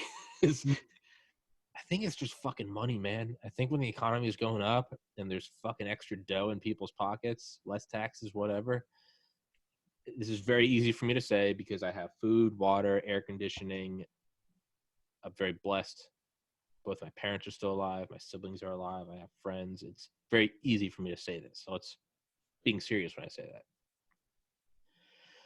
But I think a lot of like stances, like we should be doing this, we should be doing that, a lot of virtue signaling, those are luxuries that you can do when you have everything else taken care of, right? Yeah. I can virtue signal about fucking whatever because everything else is going all right. But I think at the core, if someone, I had Ernie on the other day. Ernie was born in Mexico. Ernie worked for the Democratic Party at the state capitol in Georgia. Ernie worked for the Obama administration. Ernie is as liberal as I am not liberal. Even he said, he's like, you know what, you guys just got to ask. He's like, he's pro-Biden. He's like, you know what, I guess you got to ask yourself, are you better off than you were 4 years ago? And he goes, and technically I am because I'm making a lot more money under Trump. But he's like, I'll just be honest with you. He's like, I'm not voting for him. But I was like, Ernie, I appreciate your fucking honesty. He goes, I'll be real with you, man. My 401k is through the roof.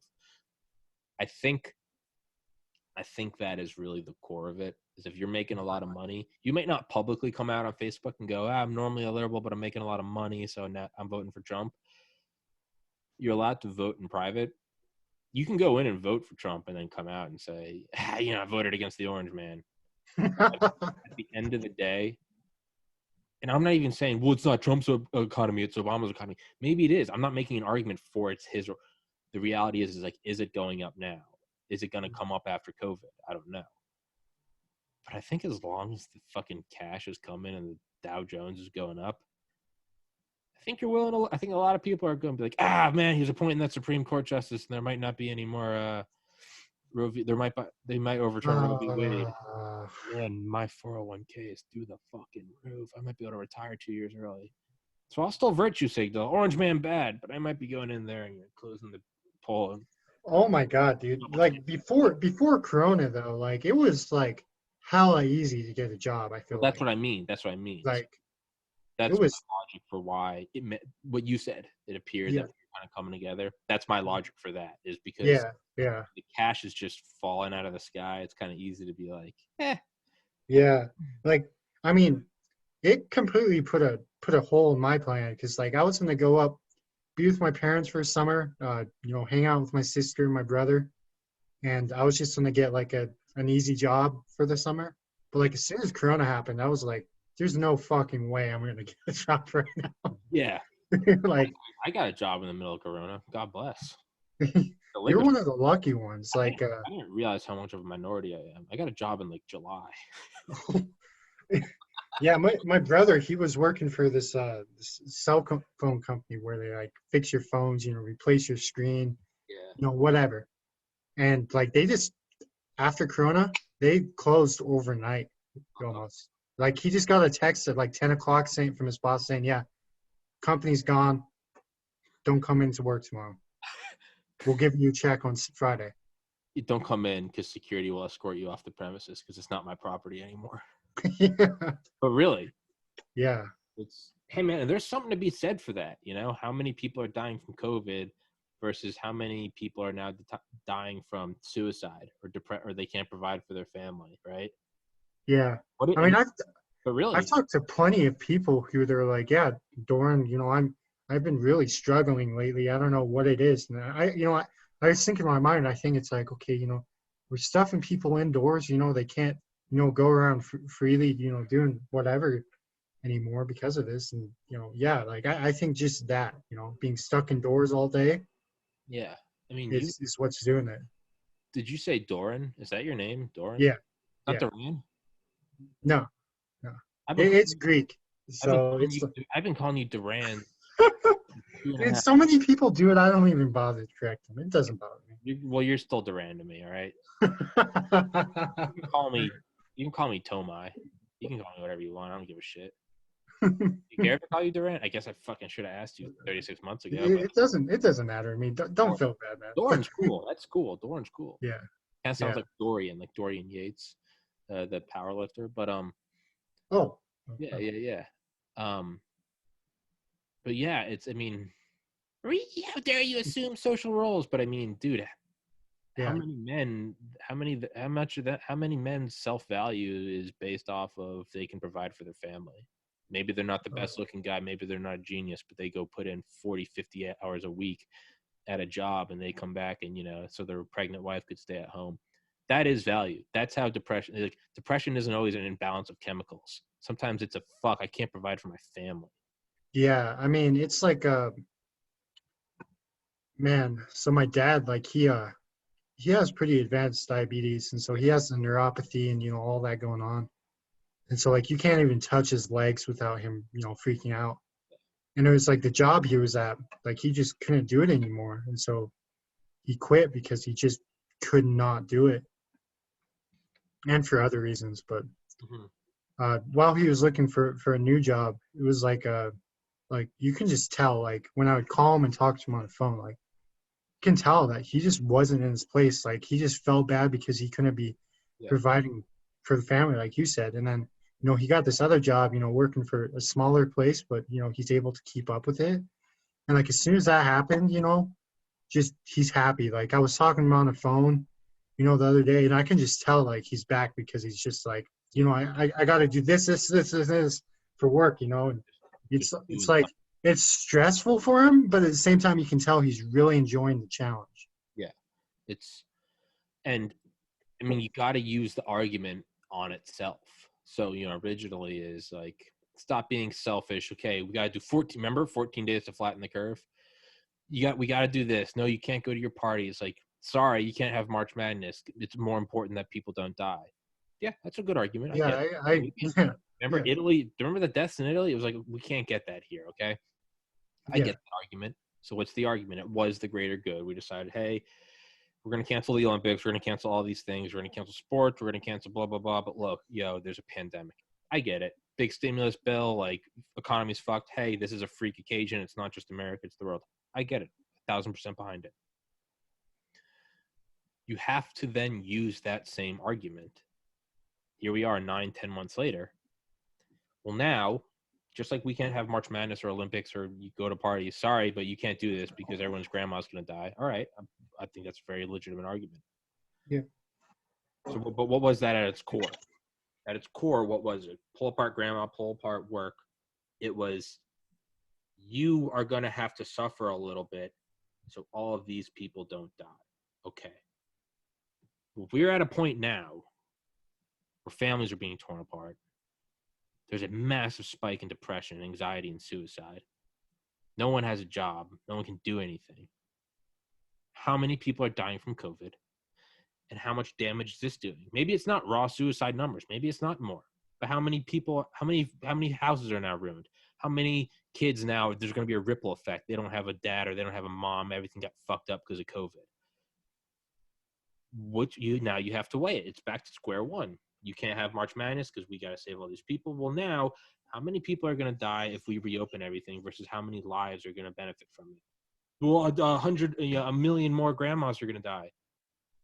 200 million more people are going to go back to work and have successful, fulfilling lives. yeah. You gotta weigh it. At what point? It's brutal. It's cold. It's calculating. But at what point? I mean, we made that cold calculating point early when we first said we're going to shut it down. We're going to lose a lot of money. We're going to shut down the airports. But the reality is, if we don't do it, a lot of people are going to fucking die. Cold calculating. This is the same thing, but now you got to be as cold and as calculating. 200,000 people. Could this have a generational ripple effect if shit fucked up? It's the economy. It's the economy. The economy is not some ethereal thing. The economy is the well-being of 346 million people. So at what point? It's very easy. I don't have any grandparents. They're all, two of them I never met, died before I was born, and the other two died in 2010 and 2018. I'm very lucky. I don't have anyone in my life that is at risk. Knock on wood, right? So I can say that. And I understand that not everyone can. But at what fucking point, as someone that has lived through a suicide and seen what it does to families 6-7 years later, how many more families are going to get fucked by shit because of no employment? At what point do you have to balance it out? Okay, well, do we want our cake and eat it too? A second stimulus check might be coming. Okay, another 2.2 trillion. Okay, that can't go forever. At what point do we weigh this, right? Women and children first kind of thing. Well, now there's a lot more working families versus that person that we're keeping to die, God bless, but I mean, they're 91 and they already have congestive heart failure. Are we going to fuck over this young family? Because it's brutal. It's cold and calculating. Yeah. But I mean, at what point does that discussion need to be had? Yeah, it's like, man, I forget the statistic, and I might fake news this or say it wrong. I don't remember it exactly. But it's like for every 1% of the unemployment going up, it's like 1,000 people die. Yeah. So it's like, we can't do this forever, dude. Yeah, like every day, COVID cases spike. Yeah, it's gonna spike, and there's gonna be new COVID cases every day. Yeah. The next century. That's just the reality. But it's At what point do we accept reality and say, hey, like, we're doing more damage to ourselves by doing this? There are going to be car crashes every day. We're not banning highways, okay? Yeah. Right? But if you say that, it's just as polarizing as saying, hey, Black lives do matter, but maybe we shouldn't be burning down cities. Oh, you fucking racist. Hey, fascism's bad, but I think Antifa is kind of like a modern-day brown shirt. Oh, you fucking fascist. Oh, you COVID denier. Not at all. Not at all, right? Just trying to view reality. I think it's as fucking lethal as anything, man. It is. It is. The idea that it's not, that's retarded. That's equally retarded, right? Yeah. Almost as retarded as the fact that saying retarded is a fucking now like a slur, right? But I don't know. I don't think it. At what point do we have to keep marching on? Yeah, and I mean, it's like 200,000 people in our country have already lost their lives. And so it's like, okay, on our COVID response, like, what else could we do better? But at the same time, it's like, okay, what can we take away so we don't get these other effects? I mean, dude, they started up games at the Met Stadium like 3 days after 9/11. We opened up the airports like within 48 hours. Like, you got to keep going. Yeah. Yeah, you can't just stop there and give up. Yeah. Like, reopen shit. Reopen work. Sure. And there can be a middle ground. You got to wear a mask, man. You got to fucking clean shit. You got to, come on, like, clean your hands. Like, but let's keep going. There's going to be a vaccine, and let's fucking get back on track. This can't be the end. This is the end. We beat the fucking Nazis and the Japanese. We outspent the fucking Russians. But we survived 9/11 in 2008. We survived the Dust Bowl and the Great Depression and Vietnam and Korea. We survived all of that. I bet you when we figure this mess out, man, like, there's going to be a unity. Like, us as a nation's going to be together and say, you know what? Maybe you aren't such a bad guy. You know, whatever. That's what I do think it would be. Fuck yeah. Fuck yeah, optimism, Durant. Fuck yeah.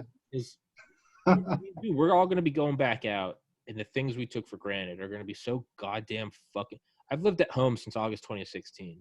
I fucking drool at the idea of getting my own apartment and not living with my parents. I love my parents dearly, but like any 30-year-old human, you don't want to live with your parents, right? Yeah. Even my parents get stressed when they had to see their parents on holidays when they're 50. It's just part of life. So that's nothing against my parents. Shout out mom and dad, love you. They can probably hear me. Shout out mom and dad, love you, right? But that's something that I had from 18 until 26 that now I don't have. Just having my own place, put the thermostat on what I want. I don't have to worry about someone waking me up, right? Yeah. That, or the internet. God damn, this fucking internet. Like, but it's not my money to spend on better internet. I think we're all going to go back to things that we just completely took for granted. Bars, fucking fast food, everyone's sitting around, beaches, theaters, concerts, sports. Think about watching like a game, just seeing a game on like ESPN, just like a fucking highlight reel of a basketball game and 100,000 people cheering in a stadium. There's little shit like that. Everyone not being stuck on top of each other because we're all fucking quarantined to indoors. Yeah. I think you're right. I think it'll be unity. Even if people don't, I think some people will cling on like, no, divide, riots. But like, once everyone's back at work and people are trying to riot, they're going to be like, get the National Guard in here and tell these people to fuck off. Like, I finally got my job back. No fascism, no. Hey, tell that, someone arrest them. Thank you. Like, anyway, back to the board meeting. Like, it's easy to riot and burn shit down when no one's there to defend their thing or to give a fuck about it, right? Yeah. I mean, Antifa and them, they kind of worry me, man. I mean, they remind me of Russia in 1905. You know, it was like Lenin and Stalin in Europe, and they're trying to start a revolution in Russia from Europe so they can return. Yeah. And it's like, oh, well, this isn't work. And so they just keep pushing division and division and division. Divide and conquer. Yeah, I hope that we take care of that. You know, we figure that part out, you know, how to take care of people like that. I don't know the answer, but like I think one way is you bring in the heavy hand of government, National Guard, smash them all. But then that's what they want. They want actual proof of Trump being a dictator instead of just tweeting about it, right? Yeah. That would be easier for them. I think there's a more natural way. It's like drug legalization. How do we get people to stop or dying from drugs? Well, you can just crush it with the war on drugs. Spend all this money, destroy families, put them in jail, kill people for no-knock raids, or legalize it all. And dude, I fucking drank more between 18 and 21 than I have between 21 and 30. I didn't really give a fuck because I had it available if I wanted. If I wanted to right now, I could go get a drink. I'm not going to. I think it's sort of like that, how it kind of healed itself. I think that's what you do is everyone goes back to work and everyone's, oh, we're back. We're fucking back doing the thing. We're drinking on Friday nights. We're going to each other's apartments. We're hanging out. And then there are people going screaming in the streets and everyone's going, fuck off. They're going, no, join our revolution. Everyone's going, fuck off, dude. I'm at a fucking cafe with my wife. Like, I've been stuck inside for a year. Fuck out of here. Yeah. And then when they deploy the National Guard, no one's going to be like, fascism. They're going to be like, thank God, get these assholes out of here. Again, armchair. Yeah, I think a little bit of that's happening in Oregon right now. Yeah. And if the economy starts going up, right? Yeah. Going back to work, fucking cash is flowing. Now, then you're going to be people who are like, let's burn it down. You're going to be like, no. Right now, it's easy to say, let's burn it down because it sucks. Right? Yeah. You don't care about it. What difference does it make? I'm stuck at home and I'm getting a check from the government. Right? Yeah, sure. Yeah. Burn it down. Fuck if I care. But yeah, I mean, yeah, like I think that we're gonna see some unity. Am I holding you hostage? That's what I'm hoping for is unity. Am I holding you hostage right now? No, I got till let's do another 10 minutes.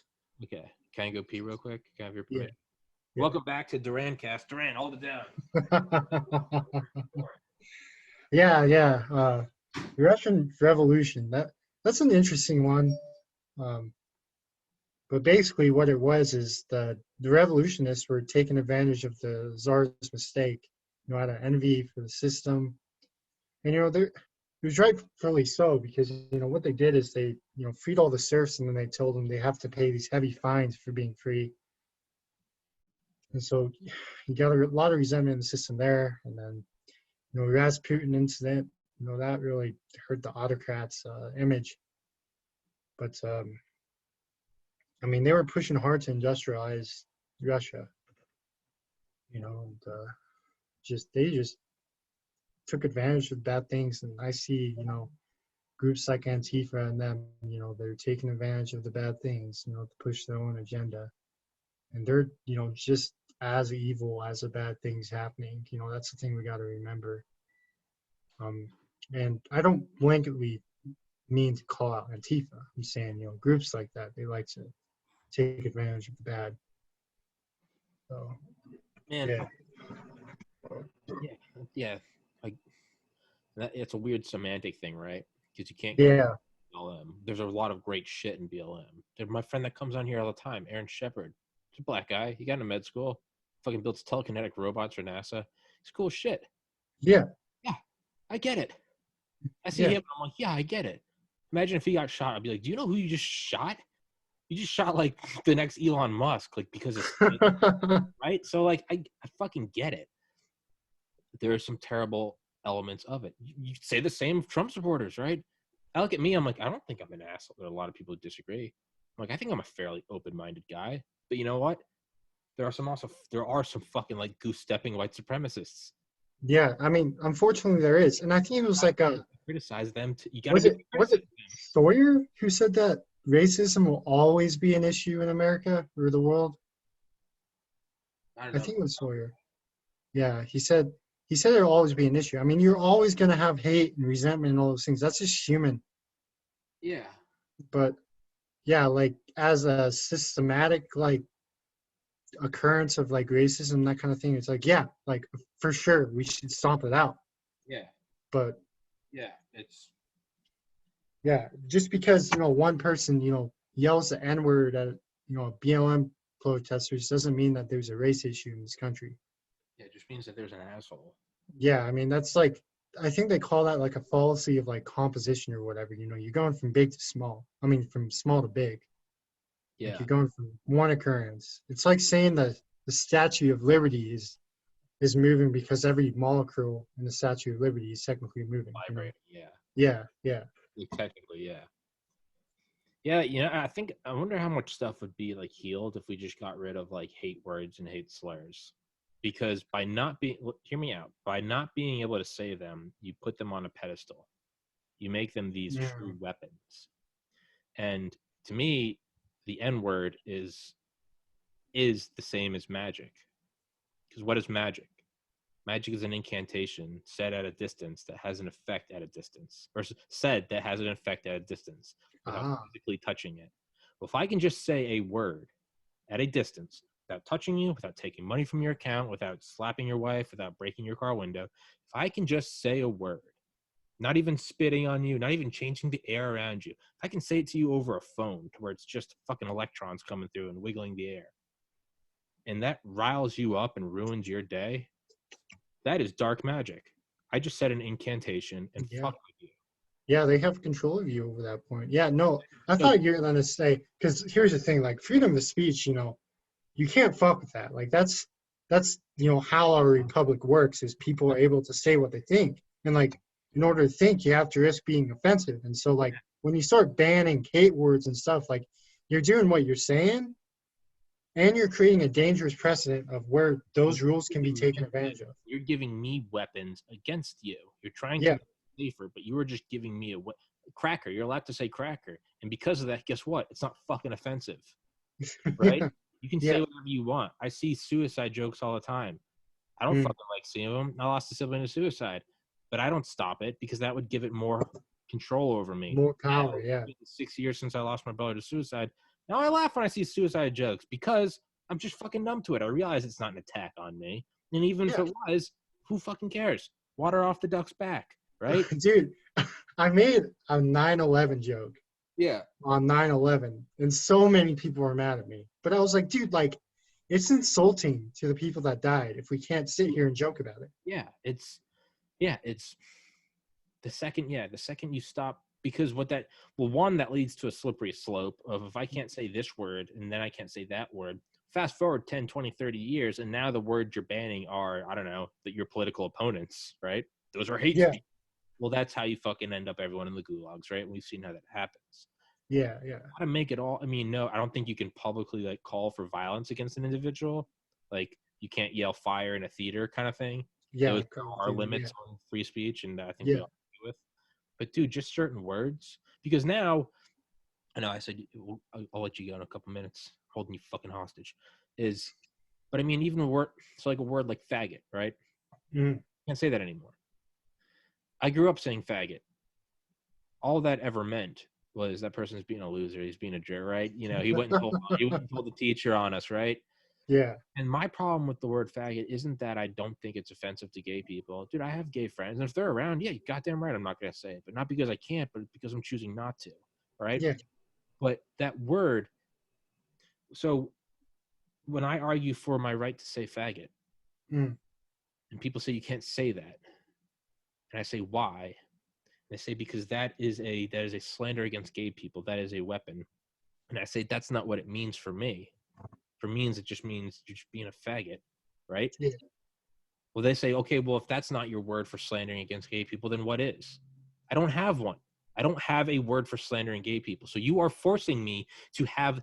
Duran, what kind of nuke do you have? Do you have a small yield or a high yield? I don't have any. I don't want one. So what slander do I have against gay people? I don't have one, and I don't want one. You are forcing me to have this ammunition that I don't want. You are giving me this knife, this verbal knife that says, this one's for making gay people mad at a distance. I don't want it. Don't give it to me. Yeah. I say faggot because it's don't be a faggot. Don't be a cracker. Don't be an idiot. Don't be a moron. Don't be a queer. Don't be a dipshit. I make suicide jokes every day. I'm like, fuck this podcast. I'm going to blow my brains out. Right? But that doesn't mean I fucking take that seriously, right? So it's... So it's... Yeah, when you create a taboo, like you're creating a weapon.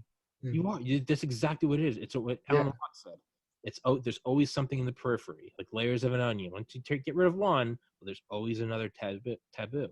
And then not only that, once you create one taboo, well, it's very easy to create another. Now you can't say faggot. Now you can't say retard. Well, soon what is it going to be? Well, now you can't say illegal immigrants. You have to say undocumented, right? Or you go vice versa. You're not allowed to say Antifa. You have to say terrorists against Trump, right? It can go both ways. It very quickly spirals out of control to where you're no longer allowed to say, hashtag MAGA or hashtag, George Floyd justice or whatever, right? That is a dangerous weapon that fucks everyone. Yeah, I mean, it's just like you said, like you don't necessarily want those weapons, and I don't want it. Don't give it to me. Yeah, like don't. That is your Man, word for it's like slandering gay people. I don't have a word for slandering gay people. Right? yeah, because I don't see the point. Like, who That fucking cares if they're gay? Like, I don't fucking care. Like, don't give me that weapon. Or you yeah, can make up your own new word, and from the get-go, that's what it means. We'll all agree that's what it means. But even then, now you're still just giving me a weapon. So if I really want to get to someone, I'll say this. But yeah, but you can't. Even I'm not allowed to, but I can physically make the sounds with my mouth. You've just given me an abracadabra. You've given me a, what are the Harry Potter ones? Crucio. What's the bad one? The Avada Kedavra. yeah, You're giving yeah, me these incantations, right? I can yeah, now say this to you from a distance. Don't give me that. yeah. Don't give people that, because some people are just gonna do it because they think it's funny. They're going to use it. Some people are going to do it just because. I mean, Yeah, welcome to just because you say no, they're gonna say, "Oh, I gotta go do that now." welcome to the internet, Yeah, right? I remember I posted my Mike Durant interview, and someone's like, "That fucking faggot won't shut up." And I was like, "Sorry, I was just trying to interview him. I was nervous." He's like, "Oh, this is your podcast?" I was like, "Yeah." He was like, "Learn to do it better." And like, I got so upset, and then I was like, "I'm letting this guy upset me," right? So then I just came back with yeah, like, yeah. You're letting him get in your head. yeah. So instead, I just replied with like, "Thanks, baby, love you. See you tonight." They're like, "What?" There you go. Just kind of right back at it. Yeah. Thank you, honey. You know, can't wait to have some See you tonight. I like that. bring it over a good bottle of Chianti. Yeah, it's just bring it back at them.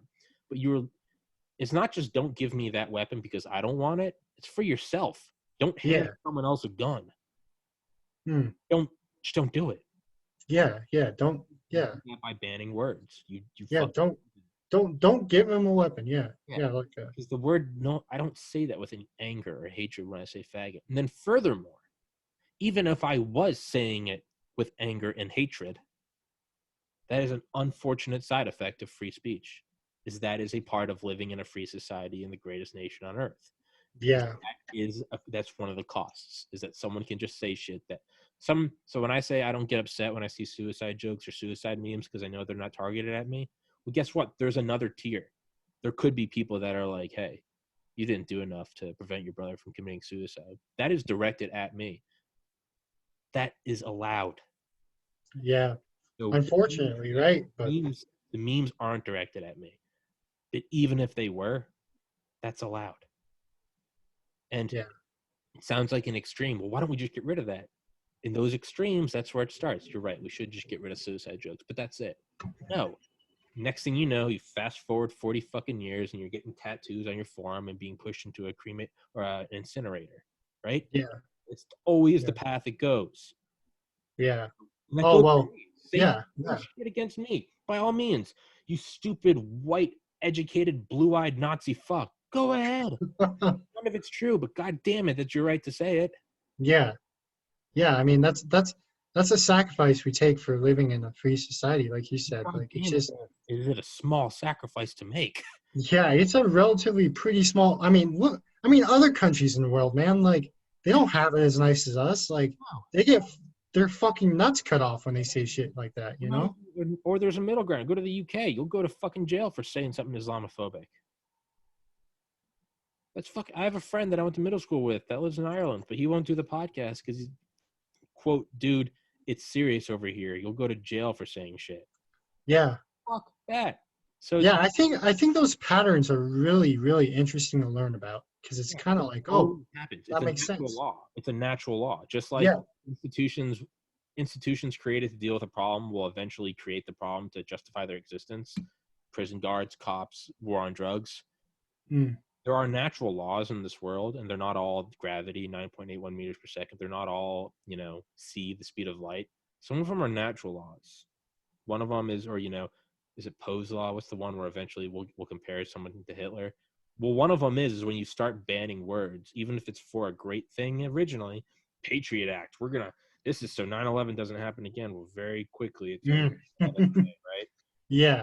It always follows the same path, where if you just ban one word, sometimes it's a month, sometimes it takes a century, but eventually everyone ends up against the wall being shot. Yeah, it's like Always happens. the alibi of the public's well-being is always the alibi of tyrants, I think. Yeah. It's Yeah. what was Joe Rogan's quote? We have a We have a mental health problem disguised as a gun problem, and we have a tyranny problem disguised as a security problem. Yeah. Yeah,